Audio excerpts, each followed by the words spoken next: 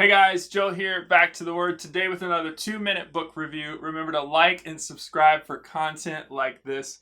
Today's book is Men and Women in the Church, a short biblical practical introduction by Kevin DeYoung.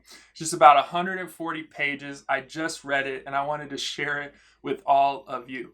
First up, who is this for? Lay people, leaders, anyone who's curious, wants to know, is investigating the roles of men and women, their function, how they serve in the church, should pick up this book. I'm just going to tell you, since I've read this book, now this is going to be the book I tell people to start with. Anyone who has questions about men and women, their roles, their functions, how they serve and follow after Jesus Christ, I'm going to encourage them to get this book. It is that good.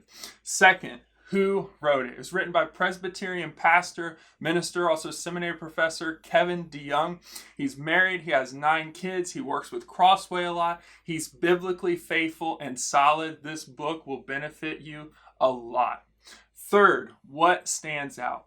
Now, I've already mentioned some things that stand out, but one big thing is this book was written by Pastor Kevin with a pastor's heart. He wrote this book originally, some of the content, the study behind it, for his church as they were talking about denominationalism, how they viewed complementarianism, and were thinking about switching denominations within the Presbyterian church for their convictions around men and women. He also writes it with a very sensitive heart because he has members of his family who feel differently about where he lands on this specifically. And so he's had to wrestle not only with his church, but also within his family about biblical convictions, biblical categories, and he treats these things fair and well. Even if you don't land where he does, he presents those arguments soundly, fairly, and does an excellent job. The other thing I would say that just stands out is he wants us to be biblically solid regardless of where we land within complementarianism. He wants us to be biblically based. And I thought I wanted to read from chapter 10 within this video because I think it's very critical as we figure out what it means to follow Jesus as men and women.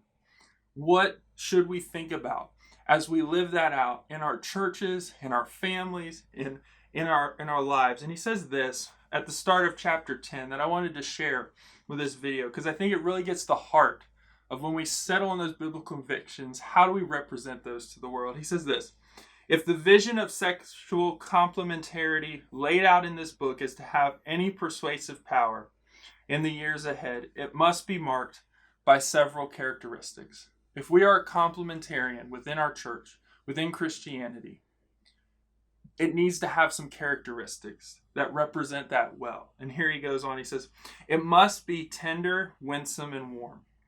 It must be grounded in Scripture and sensitive to people. It must be tough, but never triumphalistic.